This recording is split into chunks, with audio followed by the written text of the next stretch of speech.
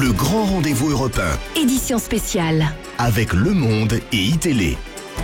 Michael Darmon, Arnaud Le Parmentier, Jean-Pierre Elkabbach.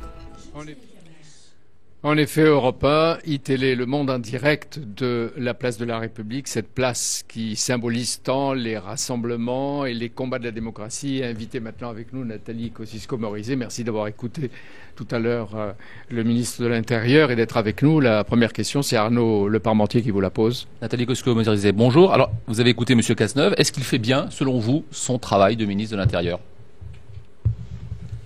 Écoutez, il y a beaucoup de choses, beaucoup de décisions qui ont été prises qui vont dans le bon sens. D'ailleurs, je ne saurais pas vous dire le contraire. La plupart de ces propositions, de ces mesures, sont des mesures que nous avions nous-mêmes poussées par le passé. C'est-à-dire que la gauche sécuritaire ressemble beaucoup à la droite. Encore une fois, sur des mesures très concrètes qui sont prises aujourd'hui par le gouvernement, ce sont des mesures que souvent nous avions proposées. Donc, sur la question des sites djihadistes, moi, dès 2012, j'avais demandé qu'on se mobilise, par exemple, sur la radicalisation sur Internet de manière parlementaire. À l'époque, la gauche l'avait rejeté, aujourd'hui elle le prend, tant mieux. Ce que ça ne veut pas dire que c'est complètement rassurant sur tout.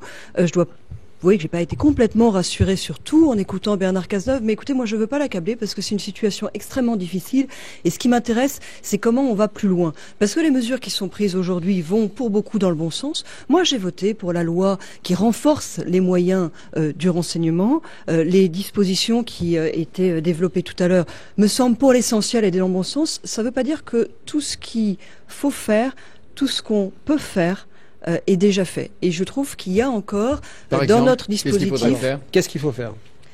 Je prends un exemple très concret. Je trouve qu'on parle trop peu de la radicalisation en prison.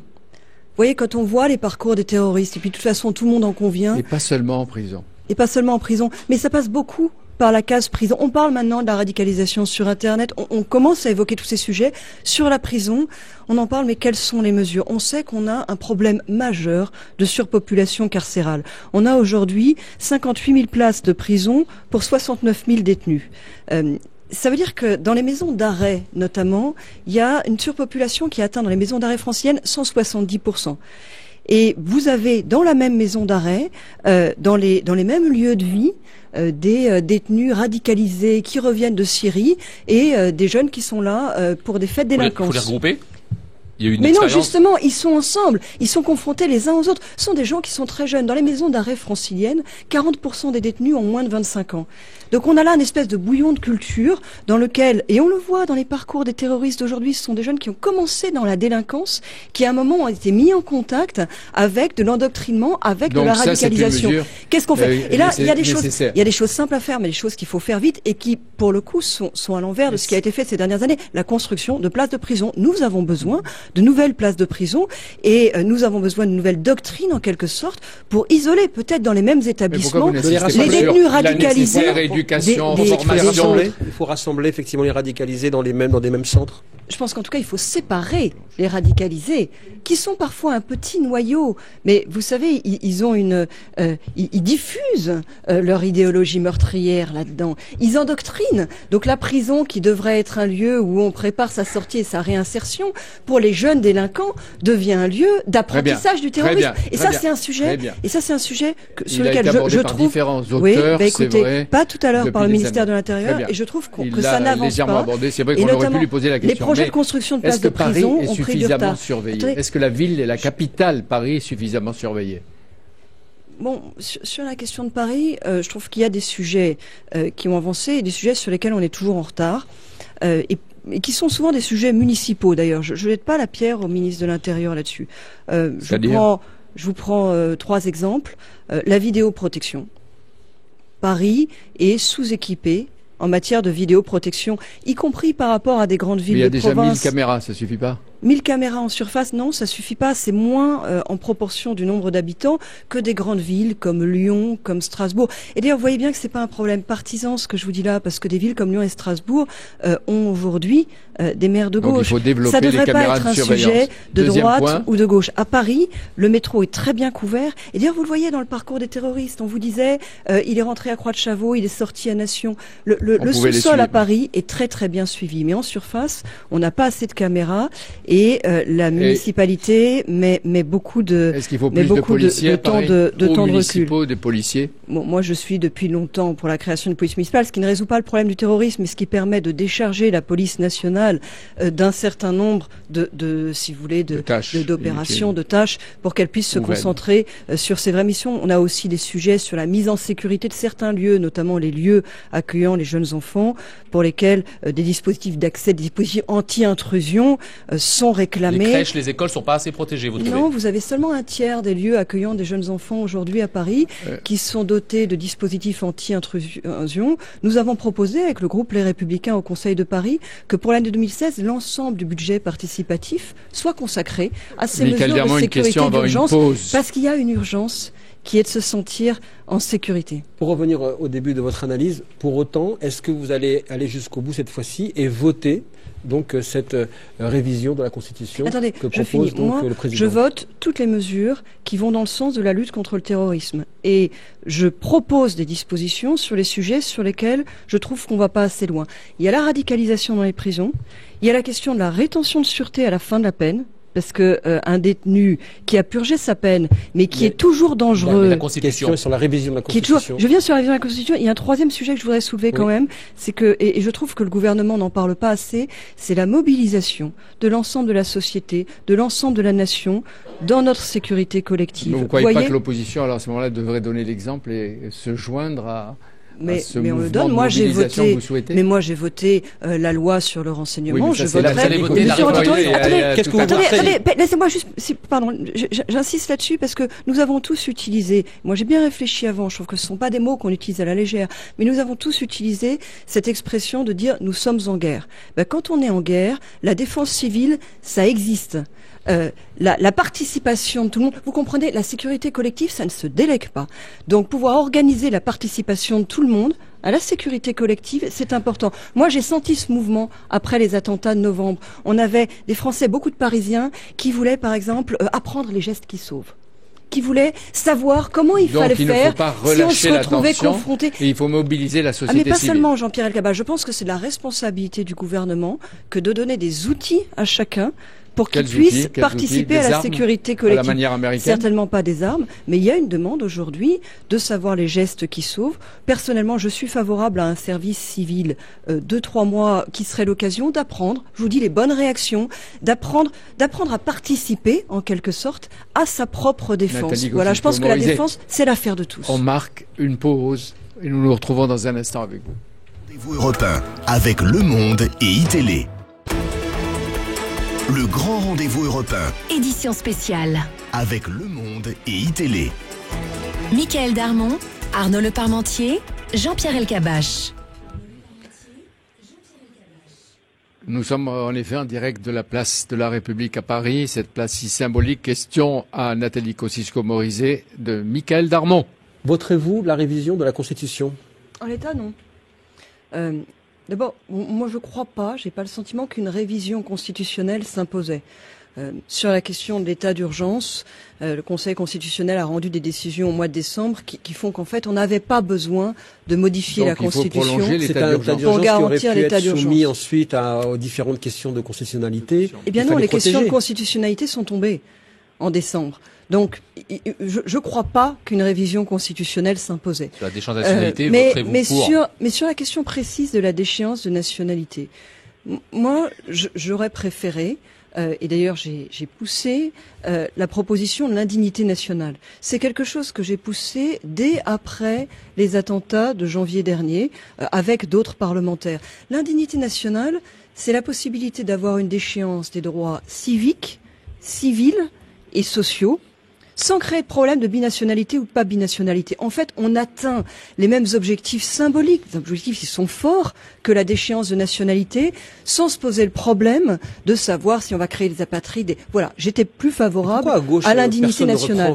Et on l'avait, quand on l'avait lancé après... Et pourquoi dans votre propre parti on reprend pas cette proposition? Attendez, on l'avait lancé, ça avait été lancé par des parlementaires de droite après les attentats de janvier. À l'époque, la gauche, la commission des lois, avait rejeté cette proposition. Je pense qu'ils ont eu tort. Je reste persuadé que c'est une bonne proposition.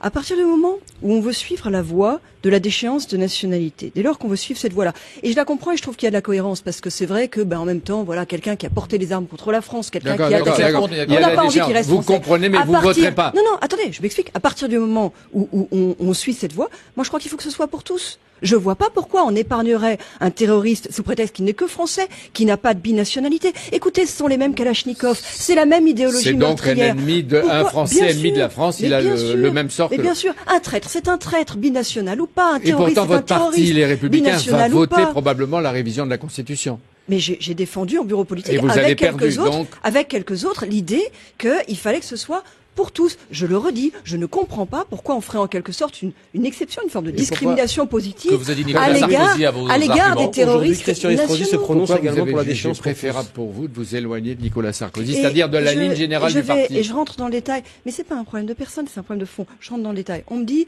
oui, mais la déchéance de nationalité pour tous, donc pour les gens qui n'ont qu'une nationalité, c'est l'inconvénient de créer quelques apatrides. De façon très rare, de toute façon on a en face de nous des terroristes qui maintenant sont des kamikazes. Sérieux. Mais c'est le risque de créer quelques apatrides. Je dis, entre deux inconvénients, l'un qui est de faire de la déchéance de nationalité seulement pour les binationaux, c'est-à-dire de créer deux catégories de Français, parce que on a des millions de nos concitoyens qui sont binationaux.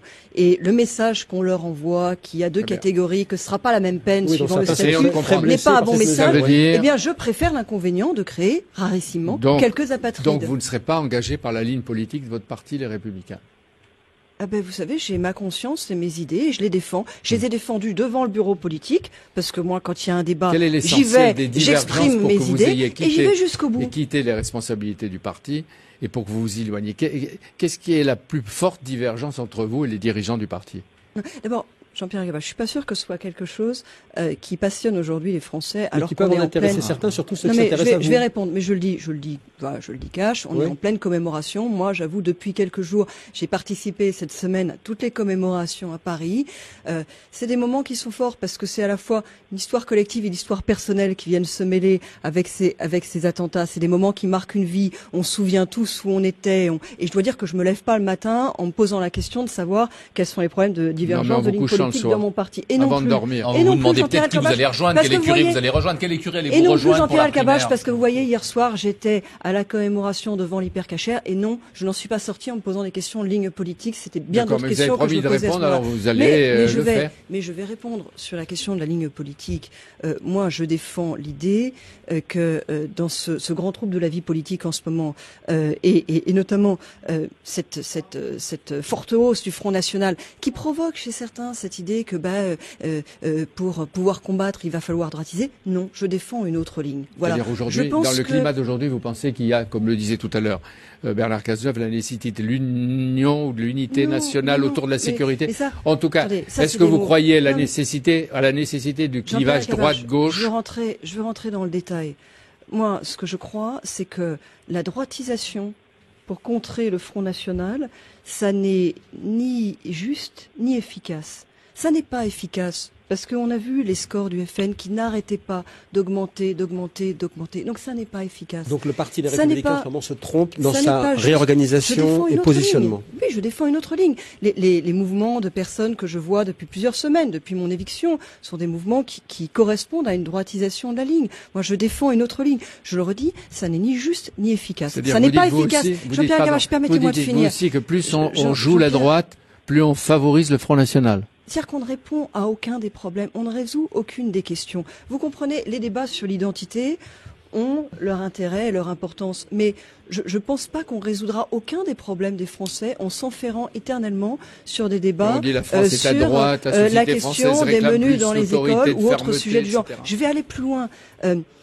même pour pouvoir répondre à des questions sur l'identité, on a besoin d'être fort. C'est quoi la différence entre la France des années 70, quand elle accueillait des boat people, et la France d'aujourd'hui? C'est que dans les années 70, on était fort, on était en pleine expansion, on était sûr de notre identité. Le monde était différent. Il faut, oui, mais il faut avoir une société forte, il faut avoir une économie forte pour pouvoir intégrer et même pour pouvoir assimiler. Parce que moi, j'ose le mot assimiler. Et par exemple, depuis des mois, on ne parle plus de sujets comme quand est-ce qu'on bouge enfin le marché du travail pour pouvoir donner toutes leurs chances à nos entrepreneurs. Mais ça fait des mois qu'on parle de choses.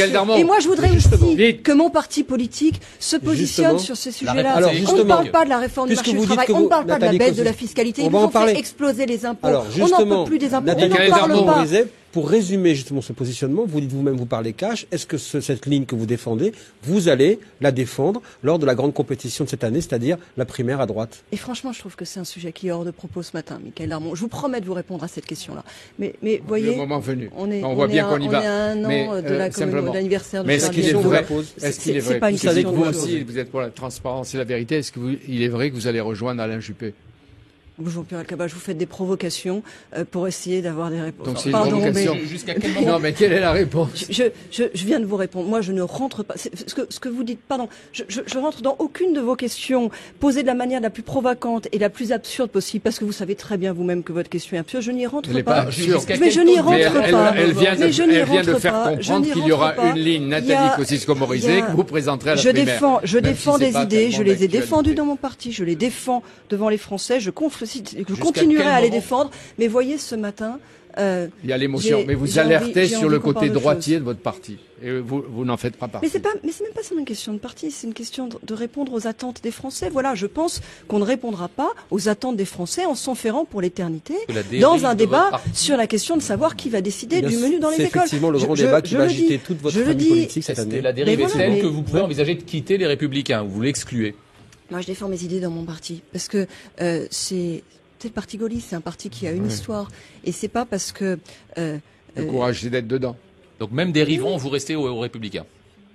Mais attendez, j'ai combattu depuis plusieurs mois l'idée que la question identitaire était la seule question qui se posait. Je l'ai combattue de l'intérieur. Je continuerai à la combattre. Je continuerai à faire des propositions. Je suis allée au bureau politique sur l'échéance de nationalité. Vous me dites, vous êtes minoritaire, sans doute. Mais moi, je ne... Même ceux qui avaient promis de vous soutenir, vous en lâchez. Mais en tout cas, merci. Je ne veux pas vous mettre en retard parce qu'il y a la manifestation qui commence tout près d'ici. Mais permettez-moi, je ne reste pas là-dessus. Ce qui compte, c'est que les Français lâchent pas. Ce qui compte, c'est ce que pensent les Français. C'est pas ce que pensent les cadres. Donc il y a une rupture entre les cadres de votre parti et les Français.